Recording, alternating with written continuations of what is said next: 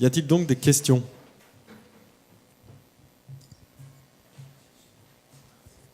Merci. C'est une question pour Kevin Deneau. Vous avez parlé du fait que Basil.js, vous aviez des doutes dessus. Et du coup, je vous pose la question, pourquoi vous avez des doutes en fait sur... Parce que ça simplifie le travail, ça propose une API qui est plus simple à utiliser, mais ça ne règle en rien la question de la diffusion du code, de sa pérennité et de l'ouverture éthique aussi que propose le web. Et on va dire que les langages du web, le fait que les choses soient unifiées entre les langages qui décrivent le web et les langages qui peuvent potentiellement décrire l'imprimé, c'est quand même ça qui, je trouve, est intéressant. Voilà. Essayez de faire un site web avec InDesign, vous allez voir, vous n'êtes pas déçus du voyage. Merci. Autre question ?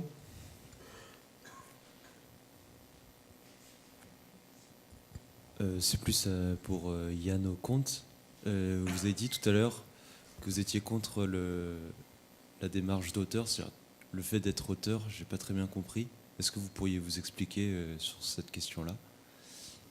Alors, vous imaginez bien que sur cette question, il me faudrait quelque chose comme 3 fois 6 heures pour vraiment fonder les arguments, mais c'est globalement ma position, elle est celle, c'est la position post-structuraliste de la mort de l'auteur, c'est-à-dire la critique de son autorité, en fait, finalement, qui est à l'œuvre derrière. Alors, je comprends en même temps que ça vous chatouille, puisqu'ici, on est dans une école d'art, et le concept doctorialité est certainement au cœur de vos préoccupations. Le problème de l'auteur, tel que, en tout cas dans le débat des années 90, on a pu le questionner dans la sphère anglo-saxonne, c'est que le sujet de notre travail en tant que designer, c'est de nous fondre dans la commande et de faciliter, en tout cas, la communication ou structurer des objets qui soient adaptés à un milieu et pas de parler de soi-même et pas de se mettre en avant soi-même. Voilà. Au-delà de ça, la question de l'autorialité, elle n'est pas simplement dans le fait que je suis contre des auteurs ou l'autorialité en soi, mais plutôt qu'il y a une sorte de... Ce que Boltanski, je ne sais plus la deuxième personne qui a écrit ce livre sur la rareté, Schiaparello, je crois, Boltanski et Schiaparello, appelle la production de valeur par raréfaction. Donc il s'agit en fait de désigner des gens qui seraient des auteurs. C'est le cas par exemple dans l'humanisme. On considère qu'il y a des gens qui sont valables, qui sont des auteurs, qui ont un discours, qui ont un travail qui peut être décrit comme étant auctorial. Et puis il y a les autres, les populaires, les kitsch, les vulgaires, qui eux n'ont pas voix au chapitre. Et c'est là où ça me pose un problème. C'est-à-dire que je pense que tout le monde devrait pouvoir œuvrer dans son travail.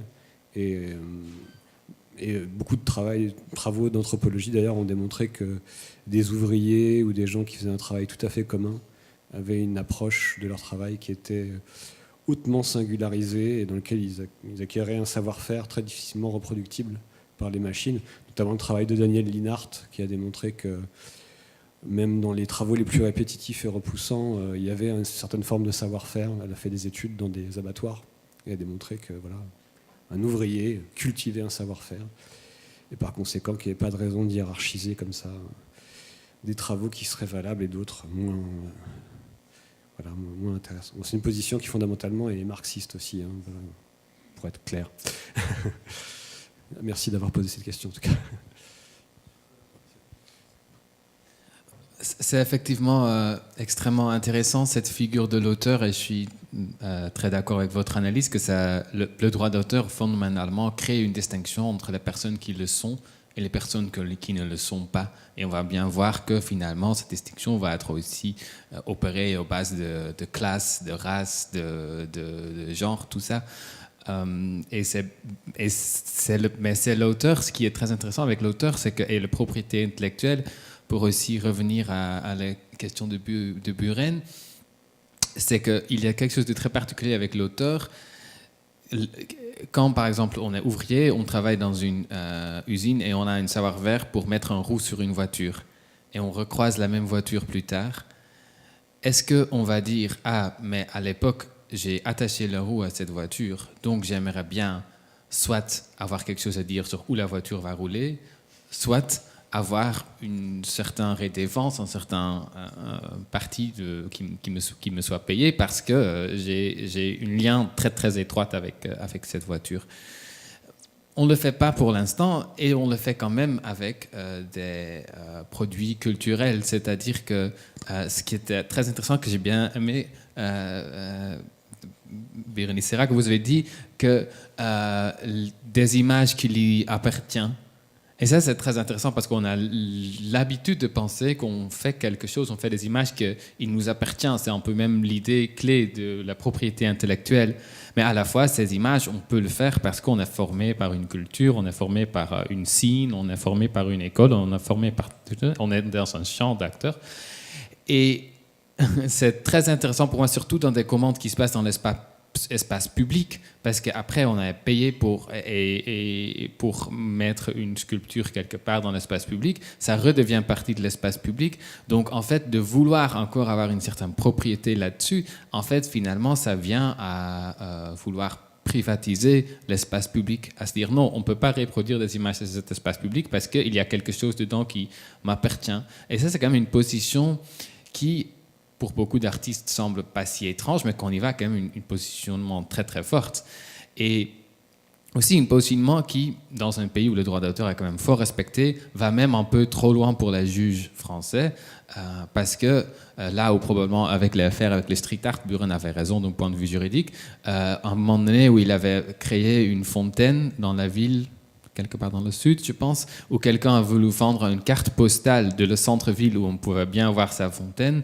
Finalement, le juge a quand même dit à Buren qui a voulu interdire la vente de cette carte postale, mais non, mais ça marche pas parce que c'est l'espace public et vous appropriez, ça marche pas comme ça.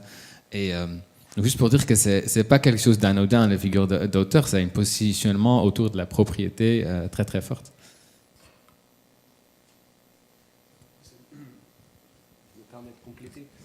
C'est aussi une manière, dans mon cas de figure, d'insister sur le fait que notre puissance d'agir en tant qu'individu humain, elle vient aussi des interactions avec des non-humains et beaucoup d'autres, donc les techniques, la nature, le substrat physique et vivant dont on est constitué.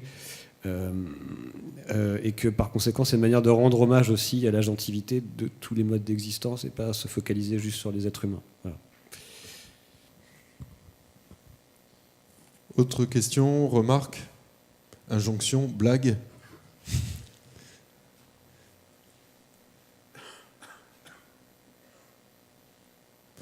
Toujours dans le même esprit d'auteur par rapport au projet qui a été présenté par Bérénice Serra à l'instant, est-ce que des problématiques de ce type de droits d'auteur se sont posées dans le rapport à Google Street View et puis aux artistes, même si vous avez mentionné que cette possibilité était réelle et qu'elle n'était pas en soi juridiquement répréhensible, d'après ce que j'ai compris.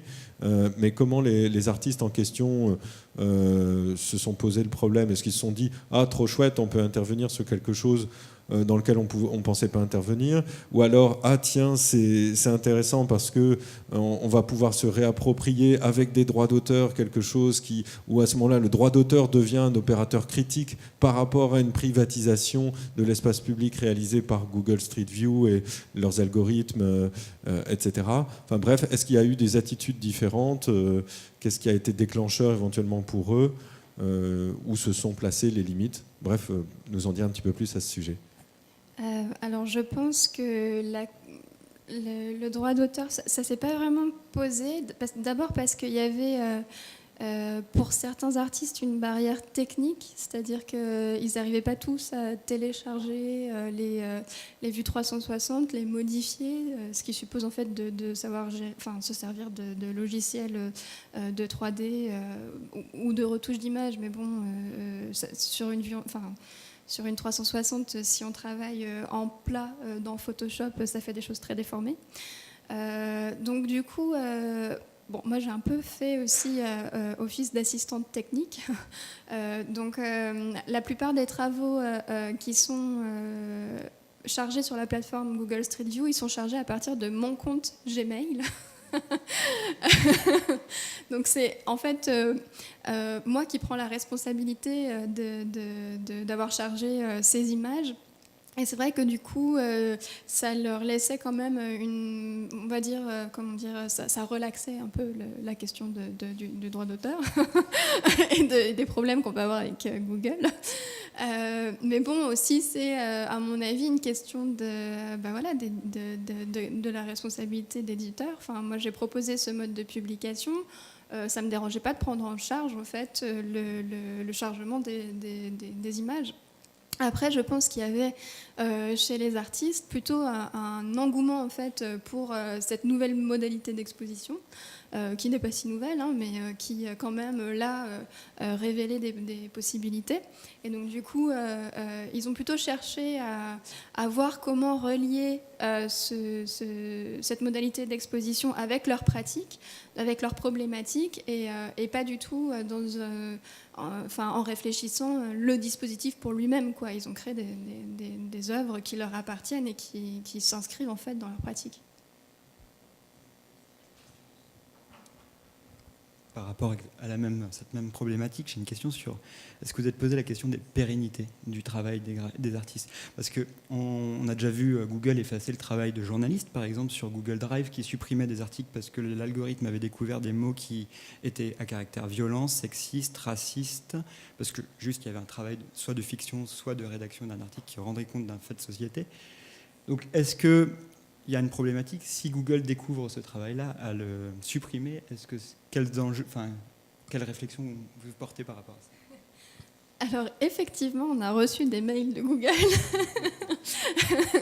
Alors là, oui, ça a été une question de savoir combien de temps ça allait rester, mais un peu comme pour les portables de la Fnac, en fait, on s'est dit, mais jusqu'à quand on va pouvoir rester dans la Fnac comme ça, au bout de 3 heures, sans se faire virer, alors même qu'il y a un artiste qui a voulu tester les limites du dispositif en exposant des nus.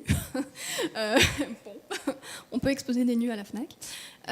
Et en fait, c'est pour ça aussi que là, je reviens un peu sur un mode d'édition imprimée, une volonté de vouloir à un moment avoir un témoin en fait de tout ce qui se passe en ligne, parce que ça permet aussi d'archiver en fait ce travail. Et c'est pour ça que je réfléchis à l'édition web to print, justement pour ce projet-là en fait. Ça pose toutefois la question de la diffusion, c'est-à-dire qu'il y a et ça rejoint en fait les problématiques d'impression à la demande et d'impression personnelle, c'est-à-dire comment ces nouveaux objets imprimés, ces objets imprimés qui sont générés non pas dans la sphère publique, non pas avec une diffusion, donc sans dépôt légal, sans ISBN, quel est leur mode d'existence et leur mode de conservation? Et donc, est-ce que tu penses qu'un objet imprimé est du coup la manière la plus pérenne de rendre compte d'un état d'une base de données, puisque finalement c'est ça, c'est ce qui reste derrière le CMS. Et donc voilà, je crois que c'est des choses qui demandent à être questionnées, et en tout cas quand vous voyez la manière dont fonctionne une plateforme de publication comme lulu.com, qui intègre à la fois les services d'impression, les services d'enregistrement auprès des institutions et un service de diffusion, puisqu'en fait il y a des moteurs de recherche et on peut imprimer un livre qui est apparu dans le moteur de recherche sur des thématiques. Voilà, je crois qu'il y a des choses qui ne sont pas encore pensées à cet endroit-là et qui serait intéressant de voir. En fait, moi, je suis tout à fait d'accord. Il y a beaucoup de choses auxquelles il faut réfléchir. D'ailleurs, quand j'ai lancé le projet Résidence, je me suis rapprochée justement de designers. Notamment, j'ai contacté les personnes de Pré-Post Print. Et Quentin m'avait répondu. Et à ce moment-là, il m'avait posé la même question. Mais pourquoi tu veux faire de l'impression à la demande? Et en fait, je pense que ça, justement, c'est une problématique sur laquelle on peut réfléchir en fait, ensemble. Designers, artistes, etc. Parce que c'est pas parce que moi je produis des contenus en fait que ensuite la forme doit aussi, que je dois tout gérer quoi, l'impression, etc. Et que peut-être que là le travail de collaboration artiste-designer, etc. est nécessaire. Ah, question là-bas.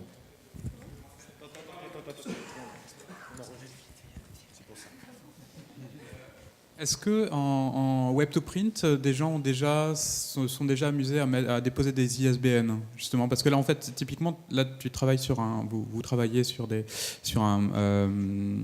donc en Google Street View, donc ça va potentiellement disparaître.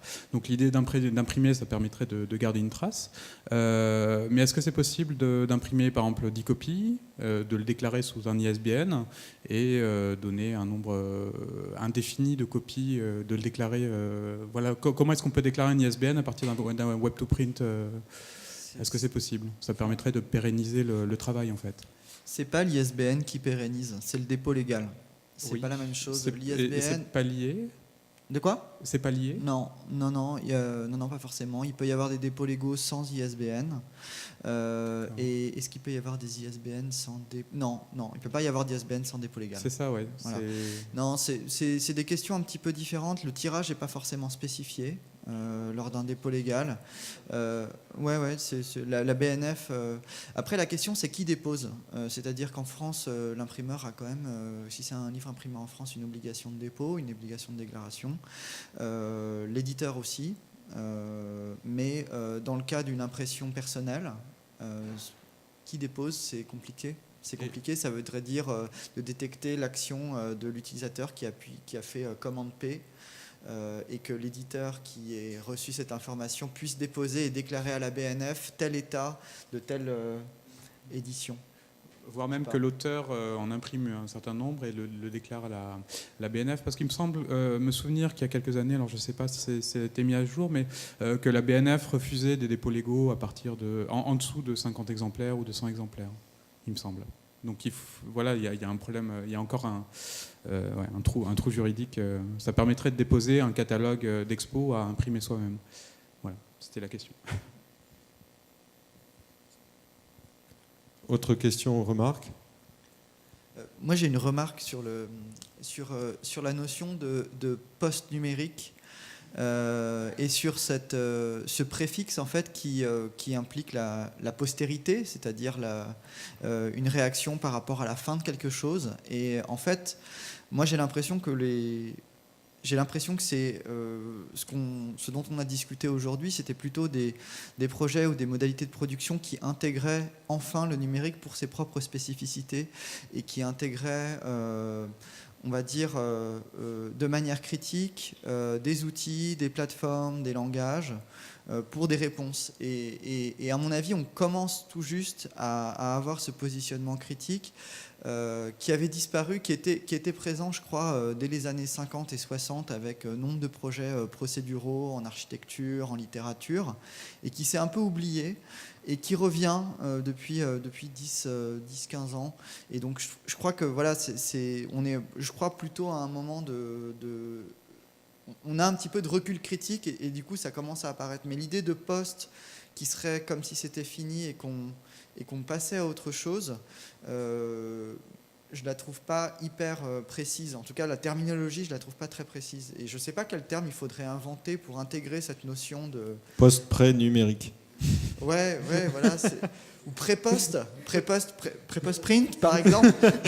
Non, je ne sais pas. Non, mais dans l'argument du colloque, vous l'aviez bien vu, j'avais laissé totalement ouvertes les possibilités d'interprétation du poste, et le point d'interrogation est là vraiment pour dire qu'il y a un doute et une critique nécessaire à l'idée qu'on serait dans un poste numérique avec la variété de signification que peut avoir ce poste, justement. Si j'ai bien compris, en tout cas dans le livre de Alessandro Ludovico, le poste vaut plutôt dire qu'on ne fait plus que le numérique et le physique sont entrelacés. C'est comme aujourd'hui, on va voir un DJ set, mais c'est un DJ, je fais que de vinyle. Mais en fait, c'est distribué en live sur YouTube. Et les trucs qui sont pressés sur le vinyle, ils sont bien faits sur l'ordinateur. Ou peut-être il y a un synthé analogique, mais il a été enregistré par l'ordinateur. Et il y a en fait ce va-et-vient qui, dans la musique, déjà est très fluide. Et ce que dit Alessandro Ludovico, c'est que dans l'impression, maintenant, on commence à avoir des va-et-vient aussi plus entrelacés, et aussi qu'on ne peut pas voir les deux objets l'un séparés de l'autre. Si aujourd'hui, on fait beaucoup des éditions papier, c'est justement aussi parce qu'on a l'impression, par exemple, que c'est quelque chose qui se fixe, qui n'est pas le cas avec les projets en ligne. Donc, dans ce sens-là, le post veut plutôt signaler qu'on arrête de penser dans la dichotomie des deux choses. Dans ce sens-là, je n'ai pas tout à fait compris comment on pourrait arrêter avec le numérique, parce que c'est quelque chose qui est tellement entrelacé dans tout ce qu'on fait qu'on ne peut pas le voir comme une entité isolée. Ça pose un problème étymologique. Effectivement, étymologiquement, c'est peut-être une simple question, parce que dans le mémoire que j'avais fait sur l'art numérique, j'avais constaté l'évolution de la terminologie, et on parlait d'art computationnel, puis d'art à ordinateur, puis d'art informatique, puis d'art multimédia. Et à chaque fois, ça en dit long aussi sur ce que les institutions veulent faire dire à l'œuvre en instituant le terme. Et peut-être qu'effectivement, ce qu'on a appelé numérique avec le 2.0 est en train de disparaître avec des pratiques qui refusent peut-être certaines formes de contrôle sur les données centralisées. Après, je voudrais réagir à ce que tu viens de dire sur je ne vois pas comment on pourrait sortir du numérique. Je pense que là, il faut lire le texte de Pablo Servigne, ou au moins aller écouter ses conférences, même si ça peut être un peu déprimant. Il y a clairement un vrai problème de matérialité dans notre culture, c'est-à-dire qu'on a une pensée de la croissance indéfinie, on exerce un extractivisme brutal et violent sur les ressources de la planète, sans se rendre compte que, d'un point de vue des ressources énergétiques, on est arrivé à un pic qui, selon certains chercheurs, en fait, est déjà passé.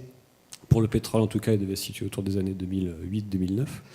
Et pour toutes les terres rares et toutes les ressources, les matériaux qu'on utilise pour le numérique, on va être très clairement à court assez rapidement. Certains parlent de 20 ans, d'autres de 40, d'autres de 50.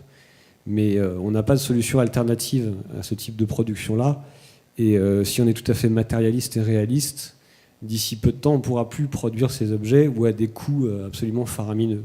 Donc il y a aussi une question qui se pose dans les rapports de classe, dans ce que Fressoz et Bonneuil appellent le capitalocène. Et s'il y a survivance de ces technologies, elles sont certainement des outils de contrôle au service d'un certain nombre de gens qui auront les moyens de se les accaparer, de les acheter ou de les diffuser, comme Google, avec un arrière-fond, une pensée en tout cas de volonté de contrôle. Donc voilà, ça me paraît aussi important de le voir sous cet angle et de ne pas penser que toute forme technique ou toute organisation technique est éternelle.